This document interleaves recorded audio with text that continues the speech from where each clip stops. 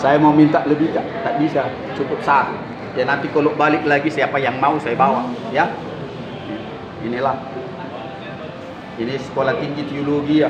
Jika saudara rindu nanti datanglah kemari. Jumpa dengan saya ya. Walaupun saya statusnya masih asisten dosen. Tapi sudah berbicara ke calon-calon dokter. Mau asisten atau tidak asisten, yang penting saya ada di situ. Tepuk tangan buat Tuhan. Pesan saudara kemarin saya sudah sampaikan. Bapak Ibu yang mau calon dokter, tolong datang ke penjara-penjara. Tangan mereka itu. Tolong datang ke bawah-bawah jembatan. Jangan hanya di belakang mimbar. Mati kutuk mereka saya bikin dalam nama Tuhan. Mati kutuk. Istilah bahasa sekarang. Termasuk tadi yang pertama, siapa yang mampu tak seorang pun. Master teologi loh. Yang kita permalukan siapa? Bukan mereka, tapi siapa? Iblis yang selama ini tidak mau membuka hati mereka untuk bisa mengatakan itu. Bukan orangnya saya permalukan. Jangan salah. Makanya kalau saya bilang Mateho, Mateho, bukan Anda yang mati, tapi iblis itu yang ada padamu mati. Jadi kalau nanti ada kata Mateho, bukan saya bilang mati kau, tidak. Tidak, mati. Ngapain saya datang kemari kalau saya kutuk Anda mati? Ya kan? Makanya selalu tangan saya begini. Ini artinya berperang. Crusader. Kita ini adalah pahlawan perang salib. Sehingga apa dalam simbol pelayanan saya? Prison, hospital, crusade, Daniel Pardede Ministry. Nanti bisa buka di YouTube ya. Nanti gambar Anda ini tadi yang menyanyi buka di YouTube. Nanti saya posting. Ya, saya upload. Prison, hospital, crusade, Daniel Pardede, itu nama saya. Ministry. Sudah tahu kan prison biasa nulisnya penjara, hospital rumah sakit. Crusade biasa nulisnya crusade itu perang salib, crusader orangnya yang berperang salib. Daniel Pardede Ministry. Buka nanti. Agak sore nanti saya upload. Oke. Saya kemarin terbuka juga bicara tatkala ada calon doktor itu mengatakan ayat emas. Ayat emas. Siapa yang sering memakai atau istilah ayat emas? Ayat emas tentang ini, tentang firman Tuhan ini ayat emas saya. Siapa itu? Loh, tidak ada. Ini kita nggak kooperatif saya kira. Saya yakin di antara saudara pasti ada ayat emasnya di sini. Betul? Tapi tolong angkat tangan dong. Iya. Hargai Tuhan. Nggak berani angkat tangan. 2 orang, hanya 2 orang yang punya ayat emas. 3. Biasanya kalau dibaptis dia untuk CD dikasih itu. Itulah ayat emasnya katanya. Betul? Jadi mereka ini tidak punya ayat emas ya. Ya Tuhanlah yang tahu. Yang saya maksud adalah waktu itu saya tanya yang bilang ayat emas saya itu dalam Mazmur 23. Apa itu? Ya cuma satu ayatnya itu aja Pak katanya. Apa itu? Tuhan adalah gembalaku, takkan kekurangan aku. Kenapa cuma satu ayat? Ya itulah ayat emas saya. Kemana saya pergi, apa yang mau saya lakukan dalam segala keadaan saya selalu mengingat ayat itu. Bagaimana saudara menanggapi? Bagaimana saudara menanggapi kalau orang mengatakan dalam segala hal, keadaan apapun, ayat emas itu selalu diingat? Bisa tolong bicara sama saya di sini biar saya tahu. Atau saya katakan, benarkah atau baikkah itu kepada orang Kristen ada ayat emas itu? Yang katanya kemanapun, apapun, dalam keadaan apapun, ayat itu selalu saya ingat. Tolong dulu mengatakan itu memang baik. Baik? Atau kurang baik atau tidak baik? Baik? Kurang baik, tidak baik? Baik. Baik. Yang mana mengatakan? Baik. Yang tidak mengatakan tidak baik? Begini. Di sini saya tidak semangat kalau tidak kooperatif. Berikan saya semangat kalau saudara dan saya saling ada hubungan. Jangan takut bicara, nanti diperdalam saya nggak bisa ngomong. Jangan merasa kita dewasa sudah firman Tuhan. Di sini ada pendeta, beliau ini pendeta.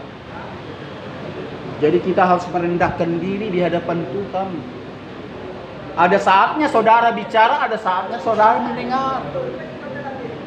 Jangan merasa saudara diperlakukan seperti anak-anak menari-nari seperti ini. Ya aku kan sudah dewasa, dulu kan sekolah minggu. Oh tidak kawan. Kita harus seperti kanak-kanak di hadapan Tuhan. Jangan merasa sudah dewasa padahal masih anak-anak. Apa kata Paulus? Dahulu aku kanak-kanak, aku berpikiran seperti kanak-kanak, aku berperilaku seperti kanak-kanak, aku merasa seperti kanak-kanak. Tetapi sekarang aku sudah dewasa. Aku meninggalkan sifat kekanak-kanakan itu. Ditinggalkan itu. Itu nanti baca di pertama Korintus 13. Ya, sekitar ayat 9 atau 8 itu. Ya. Waktu dia berbicara tentang kasih. Jadi harus ditinggalkan sifat kekanak-kanakan itu, jangan dibawa-bawa. Ya. Artinya bukan memuji Tuhan, menari-nari, artinya ditinggalkan, itu bukan, itu tetap. Ya, berpikir itu yang ditinggalkan, jangan berpikir kanak-kanak, jangan merasa seperti kanak-kanak begitu. Itu yang ditinggalkan. Tapi kalau roh itu datang pada kita waktu kita sekolah minggu, roh yang sama sampai nenek-nenek, kakek-kakek, begitu juga. Coba bayangkan tekunnya kalau anak sekolah minggu dulu. Ya, ingat enggak dulu tekunnya saudara berdua? Tekun, harus lipat tangan, tutup mata. Ya sekarang setelah dewasa memang bukan harus tutup mata, lipat tangan, berdoa. Karena saudara sudah dewasa bahwa berdoa itu adalah bukan tubuh kita ini tapi roh kita. Jadi enggak salah saudara berdoa juga jalan-jalan. Asal saudara betul dengan konsentrasi dan betul-betul. Ya. Dan tidak pula saudara harus korek sini, korek sana, cuci sana, cuci sana. Tidak. Bangsa Yahudi sampai sekarang harus cuci tangan itu. Tidak bisa enggak cuci tangan itu. Cuci tangan. Itulah ibadah tradisional. Jadi saya mau katakan, setiap ibadah kita banyak ini wajah-wajah baru kita kenal karena waktu kita terbatas, nanti kita kenalan. Ini saya katakan sama mereka kemarin, jemaat saya ada ribuan. Dari saya melayani tahun 87 di penjara. Ya, di mana tahun 87? Tolong jawab saya. Yang baru datang. Nggak tahu? Hah? Belum lahir, tapi nggak tahu.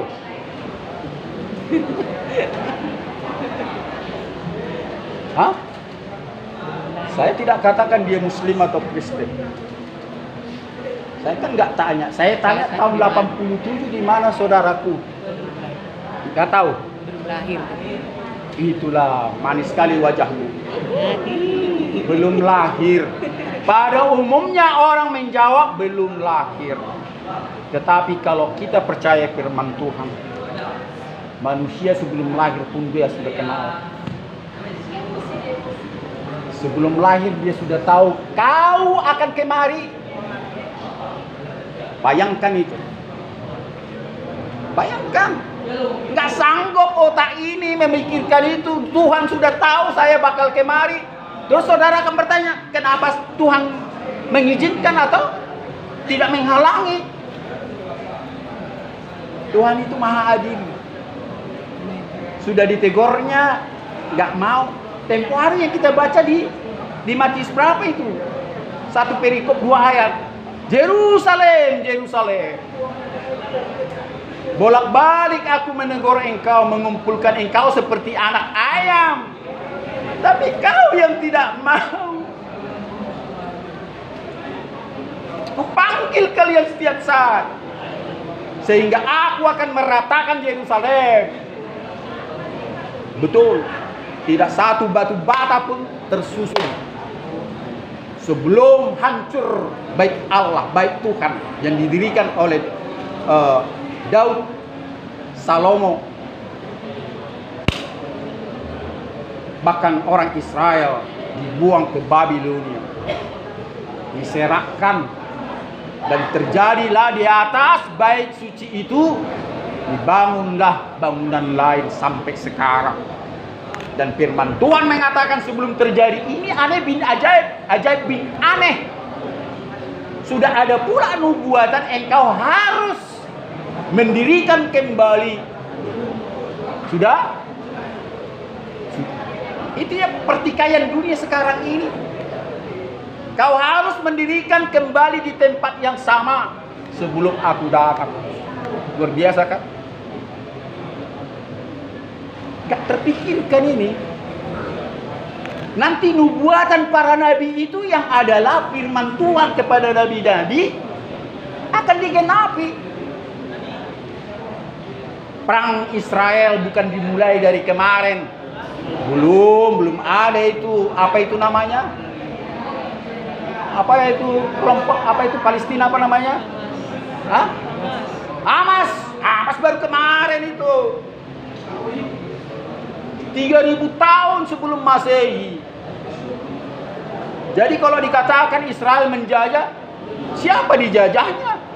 Orang itu tanah yang sudah diberikan kepada dia.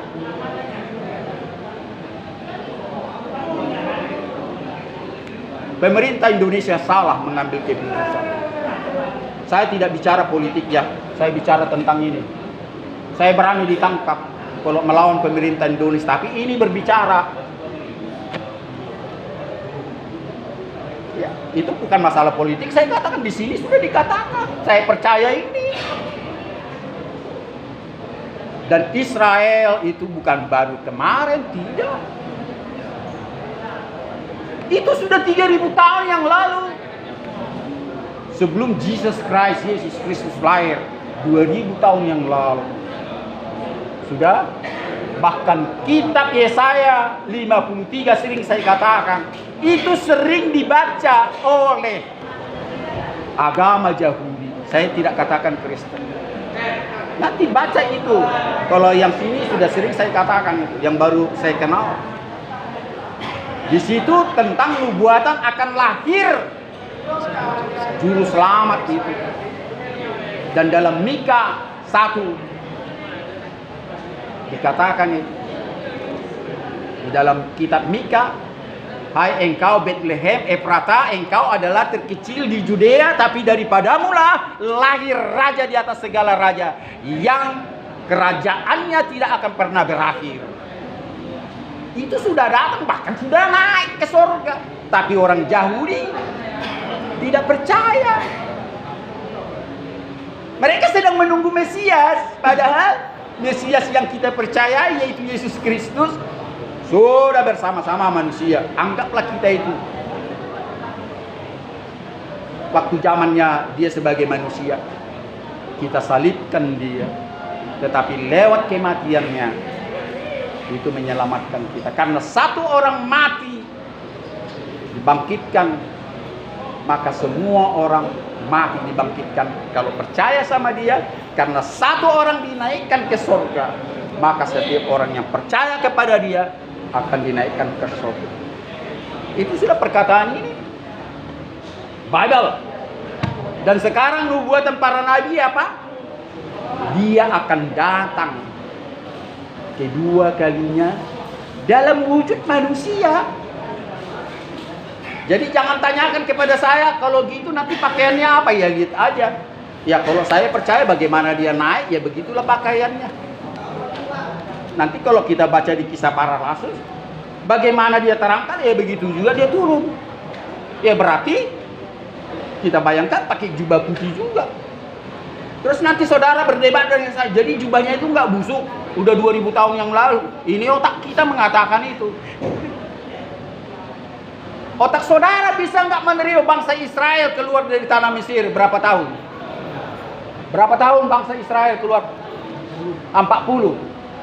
Mereka ke mall nggak beli baju? kita kan?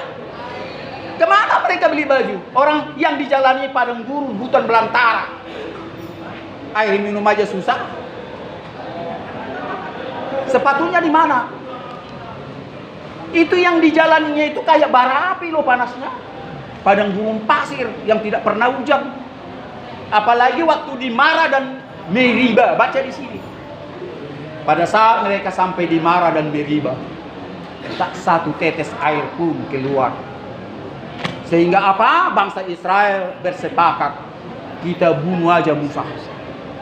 Masakan dibawa kita kemari untuk mati kehausan. Ternak kita sudah banyak yang mati, kita sudah lemas. Sementara mereka berunding mau membunuh dia, mau kembali mereka ke Mesir. Musa berdoa, Bapa Elohim, aku sudah melakukan apa yang engkau katakan kepadaku dari sejak semula, bahwa engkau yang berkata-kata dan aku katakan kepada bangsaku. Sekarang mereka mau merajam aku oleh karena tidak ada air di tempat ini. Tunjukkanlah jalan. Tuhan menjawab dia, bawalah beberapa orang tua-tua dan jangan lupa tongkatmu. Aku akan menunjukkan engkau ke suatu tempat. Ditunjukkanlah dia beberapa lama dia berjalanan, ada gunung batu, jelas batu. Jadi tidak ada tumbuh-tumbuhan di situ. Sampai di situ apa kata Tuhan kepada dia? Pukulkanlah tongkatmu itu ke batu itu. Apa yang terjadi? Keluar mata air 12. Aneh kan? Langsung 12 sesuai dengan jumlah keturunan atau marga daripada bangsa Israel. Maka setiap marga itu minum di situ.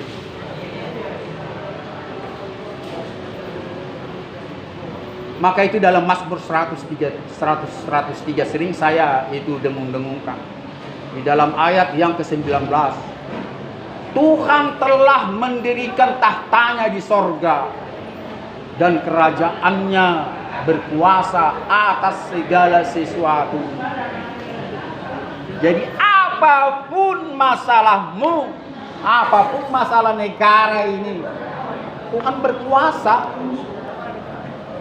Kalau kau inginkan sesuatu, dia berkuasa. Kau tidak menginginkan sesuatu, dia bisa tidak terjadi. Itu. Jadi tergantung. Anda minta sesuatu terjadi, dibikinnya terjadi. Tidak ada mustahil bagi dia. Anda meminta tidak terjadi, dibikinnya tidak terjadi. Asal saudara dan saya ada di dalam dia. Dia harus tahu siapa yang meminta kepada dia. Ya kalau sembarang orang yang dia tidak kenal, aku tidak mengenal engkau. Karena Bible mengatakan tidak semua orang berteriak Tuhan, Tuhan, Tuhan, Tuhan, jadi hantu-hantu nanti. Diselamatkan dan dijawabnya.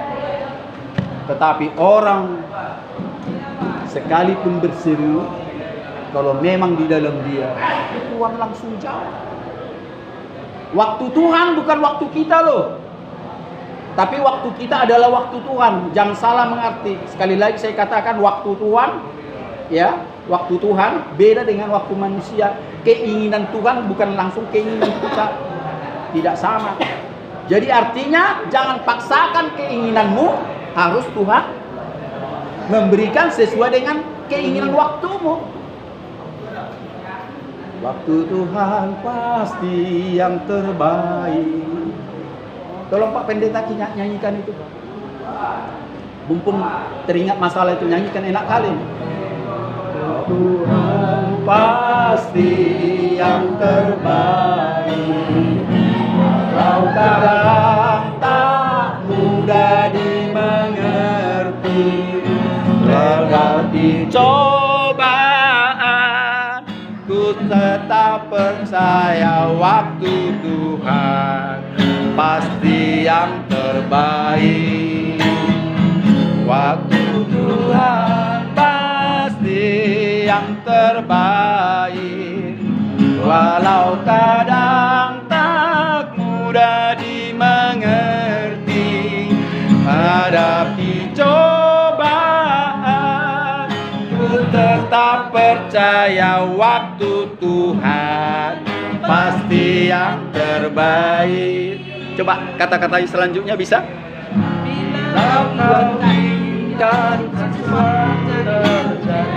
Amin.